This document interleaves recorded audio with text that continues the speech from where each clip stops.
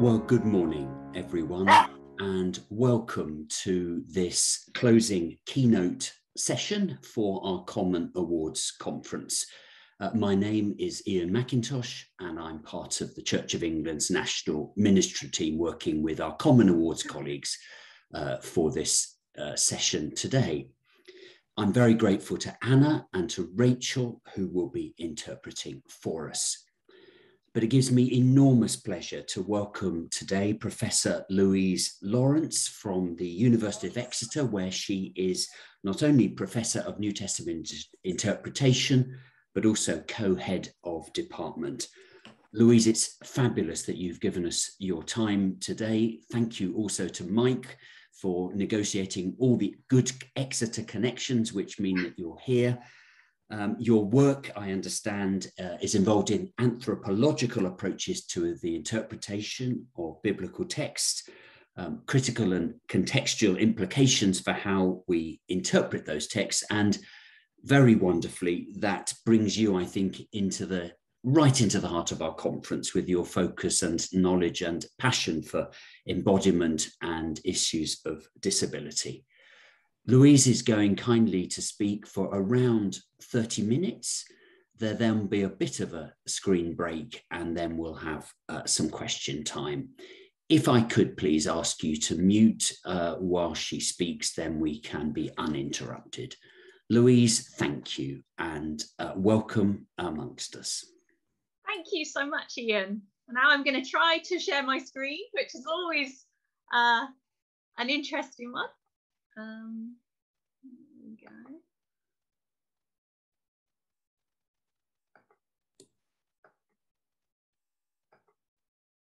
Can you all see my screen? Yes. Brilliant, brilliant stuff. And I am going to try and see if I can do the chat. There, yes, I can. Brilliant. I am going to ask you at certain points within my talk to participate via the chat. And so please do that. It will help not least to relieve the Zoom fatigue of trying to talk. It's a very different experience talking on screen. So thank you so much for the invitation to speak at this conference. I looked at the itinerary that you've had, and you have had such a rich and stimulating sort of list of speakers, and I'm sure that some of the things that I'm going to say you have heard before this week from the people that you've listened to, but it's a great pleasure to talk to you, and I'm going to try and do three areas.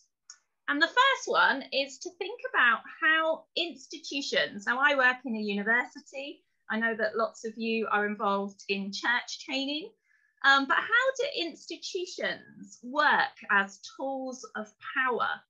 And how do they exclude certain voices or experiences?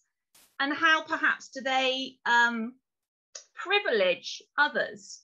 So how do they value bodies, experiences, and voices? So first of all is institutions.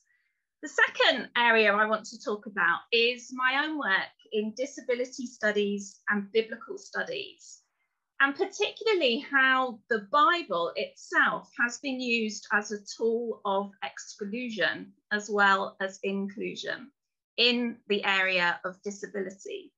And I think that's very much connected with its role in colonialism and its role in thinking about how it sets norms around bodies. And the third area that I'm going to talk about is a particular project that I have been involved in. And not just me, you will see on this title slide that you have other names: Alina, Helen, Hendrik, Gert.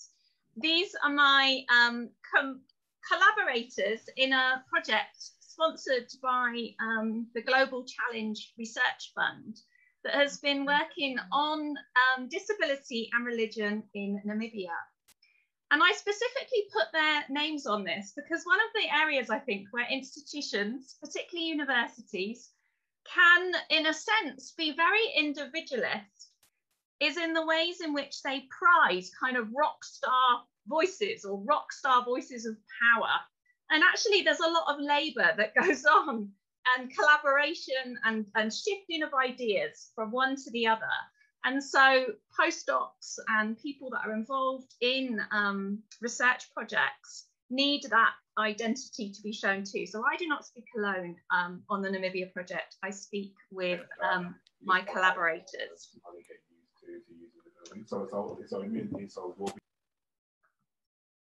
I am trying to put my screen down and it's not doing it. Oh, there we go. So this is where I want you to use the chat if you can. What do you see here? What do these images bring for you to mind? Any words, any thoughts? Pop them in the chat for me, please.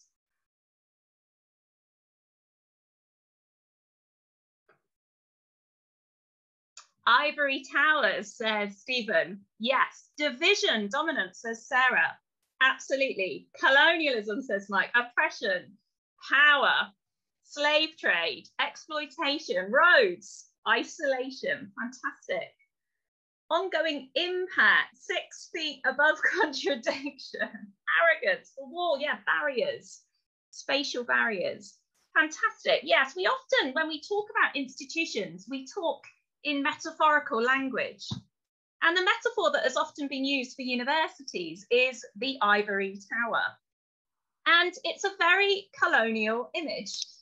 Ivory is a material that, as you can see from the picture on the right-hand side of the screen, was used in extractive policies of colonial powers. They would often take over a land and pillage and take the natural resources from within it. We see the road statue on the left there that's currently been in the news since the Black Lives Matter movement. Particularly, there's been a renewed interest in the move to decolonize, to think about the knotted histories of our education with slave trade and imperialism.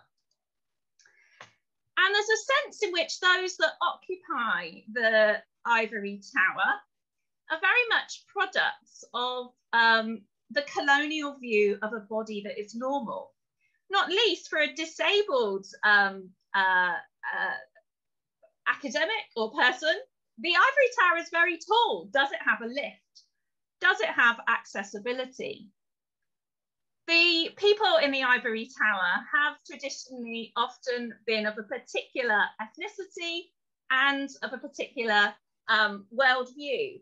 And the colonial worldview often uses the sense of vision. You look down upon something, you capture something in your sight.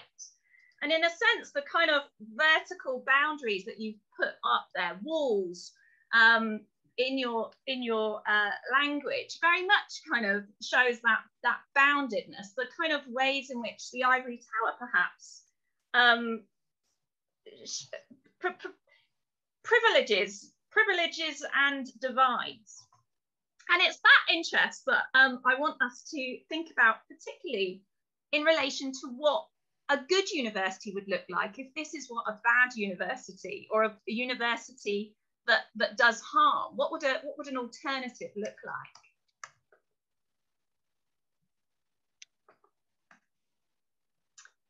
So in this image here, I don't know whether you've come across it. This is Esquivel, an Argentinian artist, Stations of the Cross. It's a fantastic, really interesting visual display of some of what is called North-South global inequalities.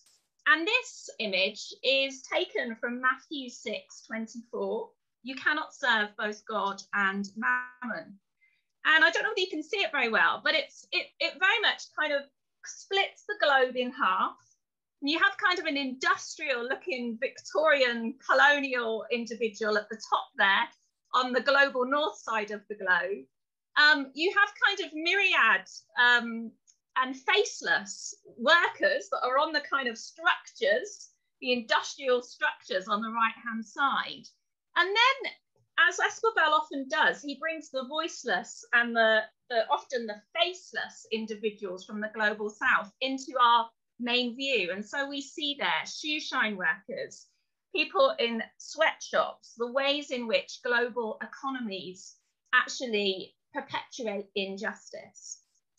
And in this fantastic book by a woman called Raewyn Connell, The Good Universities, what universities actually do and why it's time for radical change, basically takes this kind of narrative as a starting point to think about how we can create a university and a curriculum, because everything we teach, every curricula is a choice of knowledge. Whose voices are heard, whose voices are not heard, but also what is the kind of power, the implicit power story that is being told in what we teach and how we operate. And Raewyn Connell says,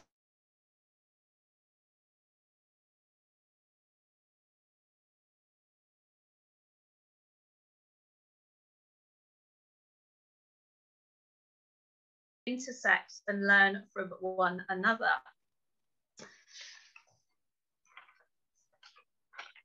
So in trying to think of how you decolonize a curricula or how you decolonize an institution, I think one of the things that lots of universities are talking about this at the moment, and I think one of the hazards is that we try in one author's terms, use the master's tools. You can't use the master's tools to try and unpick the sins of the masters. Audre Lorde famously said that. And I was in a meeting only last week at my own institution, and they decided they were going to do a decolonial toolkit. And I said, why are we calling it a toolkit? It makes it sound like it's an easy problem to solve. And doing decolonizing of curricula is not just about putting non-Western authors on a book list or adding a week on a particular, Black theology. That isn't producing what's called cognitive justice. It's a far bigger, a far more complex task. And actually, the first thing I think we need to do, rather than think of a toolkit, which is a very colonial image anyway, like go and scrape out the ivory, is actually to think about our own selves and how our own worldviews, how we have got unspoken biases, things we don't even know about how our own education has programmed us in particular ways. Have we become an invisible body in the whole educational journey? So this is what I want to talk about. And I'm going to reflect on myself in relation to this project in Namibia. So in 2019, we worked collaboratively with the University of Namibia. It doesn't have a religion department. We worked with sociologists and public health staff, and also people that worked in management. So we worked with the University of Namibia. We also worked with the Evangelical Lutheran Church in Namibia, which accounts for 50% of the Christian denomination in the country, and 90% of Namibia it declares itself as Christian. So in missionary colonial terms, Namibia as a Christian country is a success story. And we also worked with a charity called the National Federation of People with Disability in Namibia. Now, on reflecting for the first stage of this, we were very aware and very, in Exeter at least, there's a postdoc in Exeter that works with me, and then the other staff in Namibia. We were very aware that we were an institution, a Russell Group university, that had won money, and that we were going to go and work for UN sustainability goals in a different context. And haunting projects like this all the time is power and privilege and white saviorism in many ways. So the first thing is to kind of think, who's setting the agenda? Money is power. What is kind of the exchange here? How can it be equitable? Is there ways in which this project isn't just, how are we going to get people's voices within it? We had 3 research questions. I'll just tell you briefly about those. The first question for us was, in what ways does disability and different types of disability lead to marginalisation and poverty in Namibian society? To ask that question too, as a white, able-bodied academic, actually also can bring in a lot of stereotypes about what you think disability is, and also what you think disability is as experienced in the global south. So the very fact that we'd produced a grant application that works on UN sustainability goals, that kind of saw the context as one in need, actually puts you in a particular frame of mind, which needs critical thinking. So one of the ways in which GCRF, Global Challenges Research Framework, is very keen to look at is poverty, not just economic, but challenges to human dignity, social attitudes and stigma. Stigma is literally was for an anthropologist a mark on a body that marked someone as other. Unemployment, low levels of education, and multiple marginalisation. And in this context particularly, we were interested in HIV, AIDS, and gender violence. That was a process for women of being disabled, becoming disabled. The second question we looked at was, what role do religio-cultural narratives play in the marginalisation of those with disabilities in Namibia?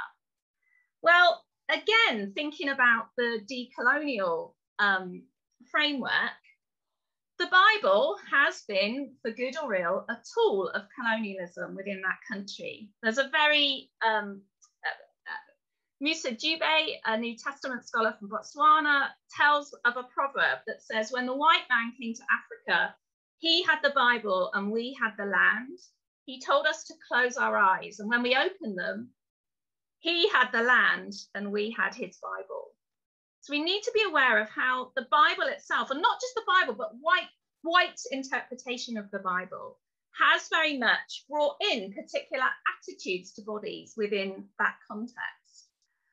And I'm sure you've heard of these words a lot this week: stigma, ableism, prejudice against non-normative bodies, and sane privilege.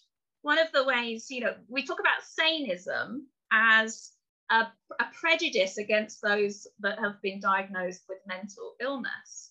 But actually, saneism is broader than that, because actually it assumes, what is the norm in saneism? It assumes a rational, logical, unemotional thinker, a thinker that isn't related to or swayed by his context. And saneism has been a big kind of ism within the academy. So those that are seen to not fulfill that ideal are kind of done as other.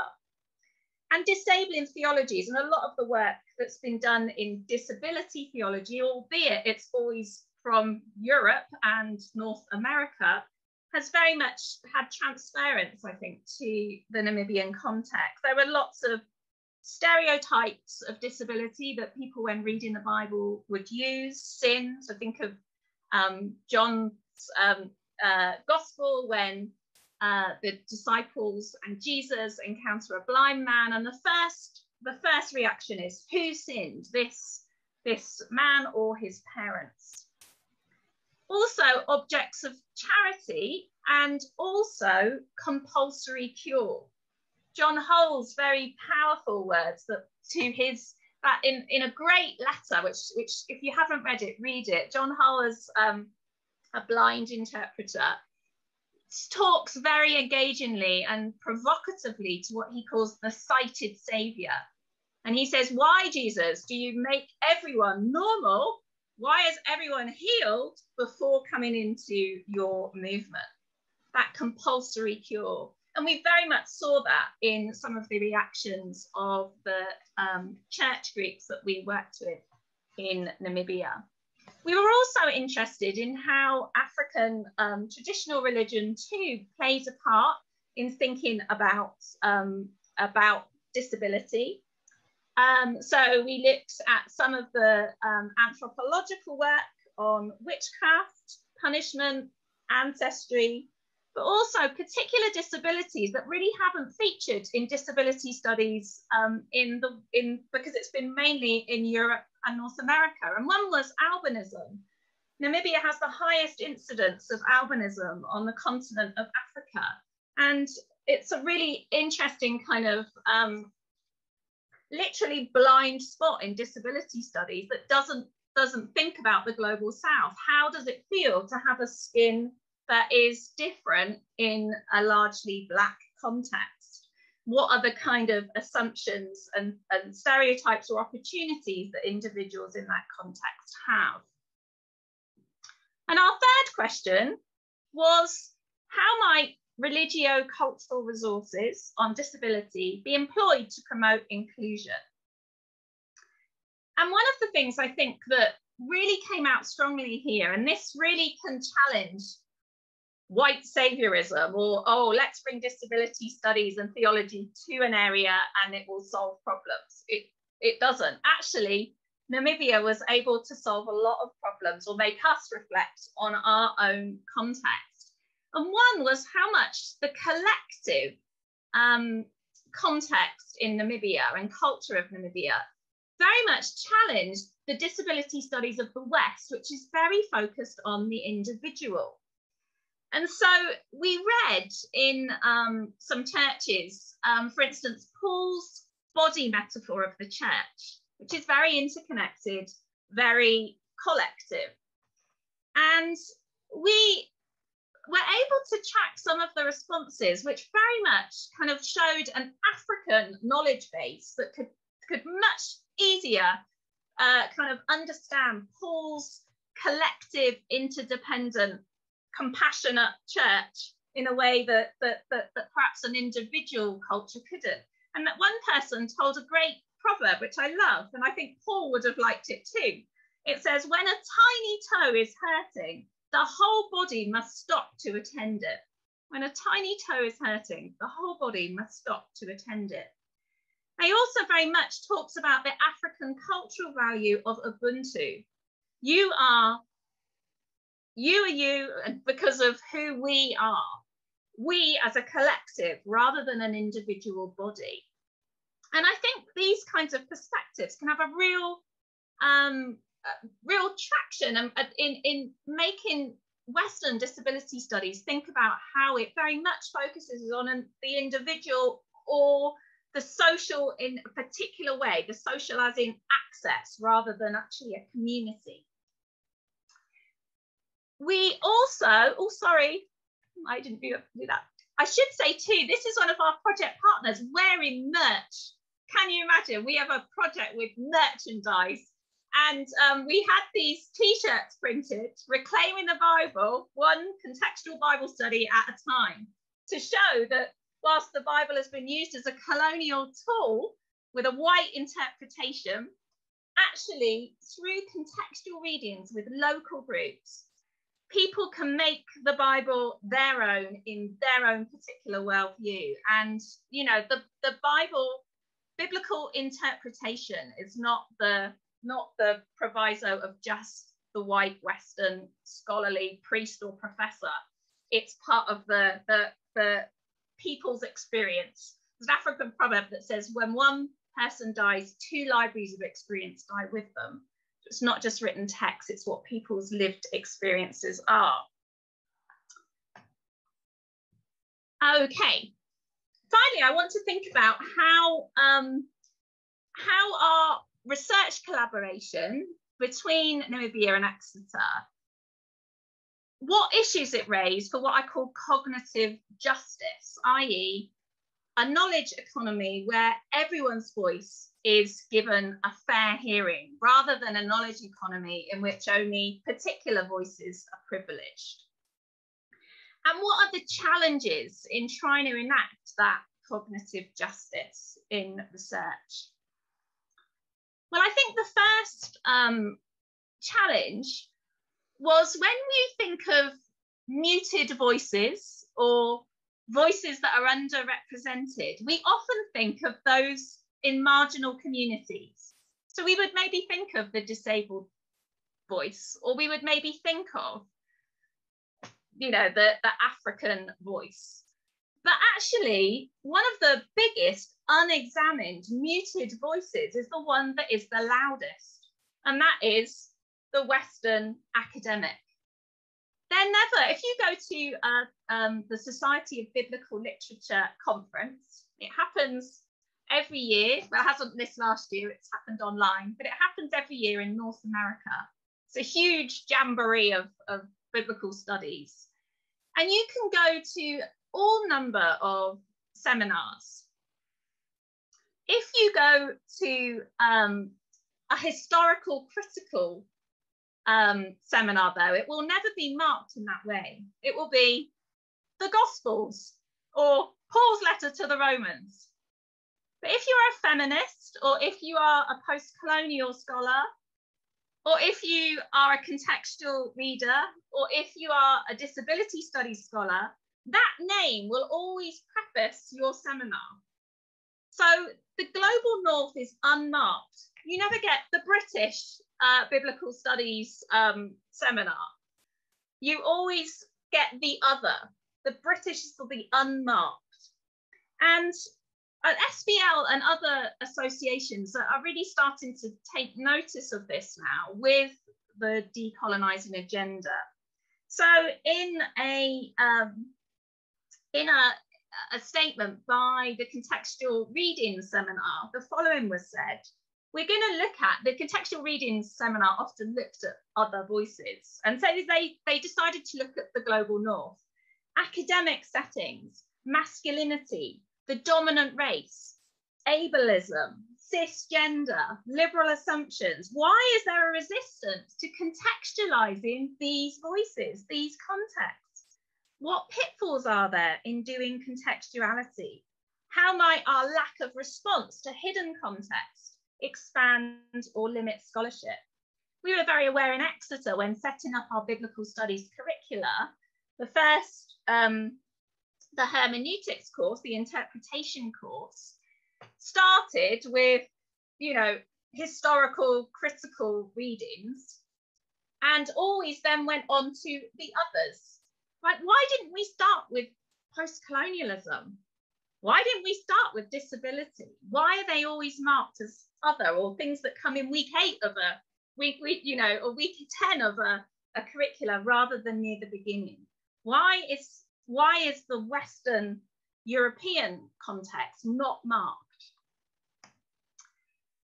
So this too, yeah. So global readings too. Often there is in biblical studies a global Bible commentary. Within it, you can get voices from Costa Rica, from indigenous Australian sort of readings, all over the world. But what you don't get in the global Bible commentary is North America or Europe. It's all the others. And so global can uncomfortably in biblical studies be a byword for those unlike us, the West and the rest. It was also really interesting stuff with names. If any of you have done any research and had to go through an ethics committee to get things done, you will know that in the West and in institutions, we're very keen that research subjects are anonymous. And actually, in working with Global South context, there's a keen sense that people want their names to be given. And I think it's important because actually it can guard against the writer that writes up the research actually saying Namibian disabled community think this, or, you know, so that you flatten whole groups or contexts. So actually, and also there's a suspicion about changing names because that often happened in colonialism.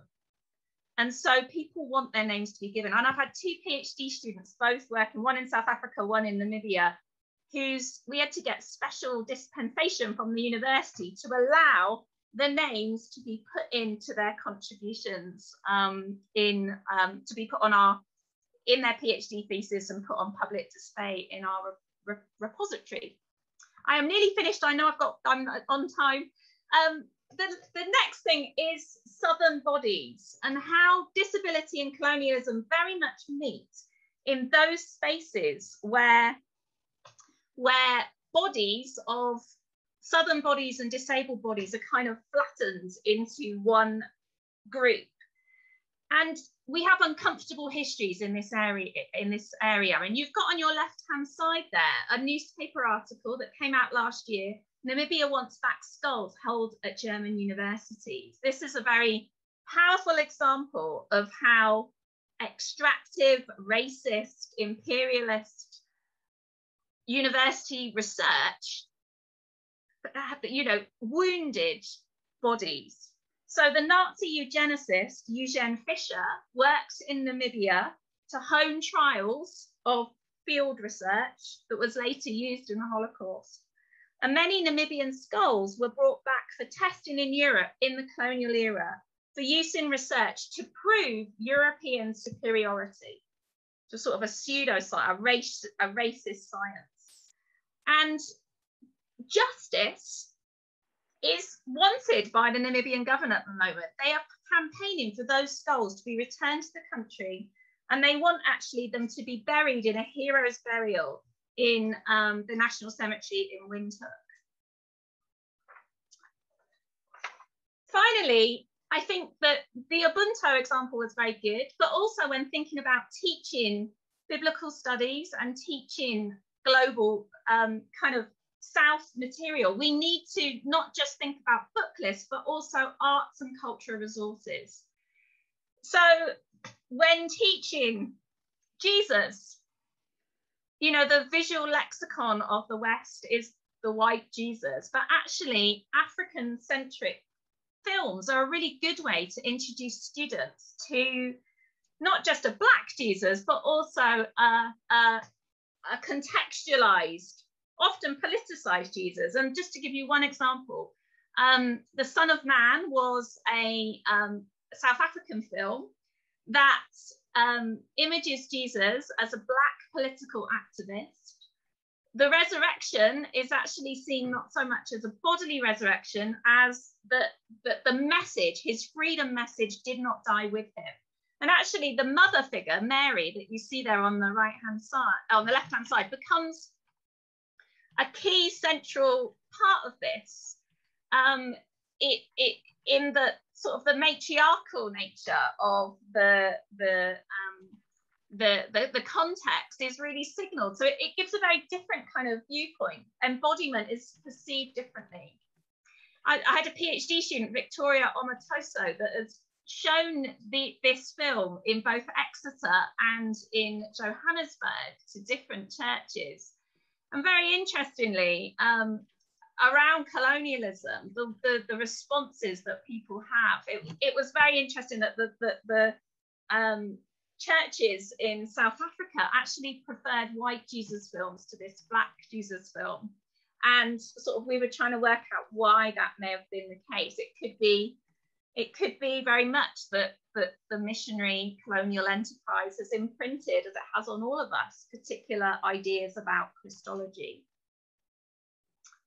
So to end, I don't quite know what Ian has in mind for this, but if we're stuck on things to talk about after our break, I have some questions. Because I think that in decolonising, we need to first think about how we as individuals have been moulded. So how is our embodiment or our social, political, religious, educational context? And of course, they're all different.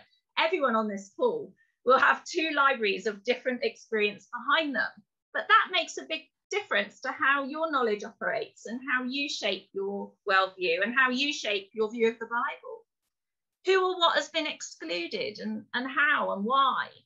And in what ways do you think in your context, whether you were working in chaplaincy or churches or training or universities or just in parish community work, in what ways can you challenge cognitive injustice, i.e. the ways in which we value some knowledge over others, or some people's perspectives over others? How can that inequality be challenged? So that's me. I'm going to stop sharing my screen, and I'm going to hand over to Ian.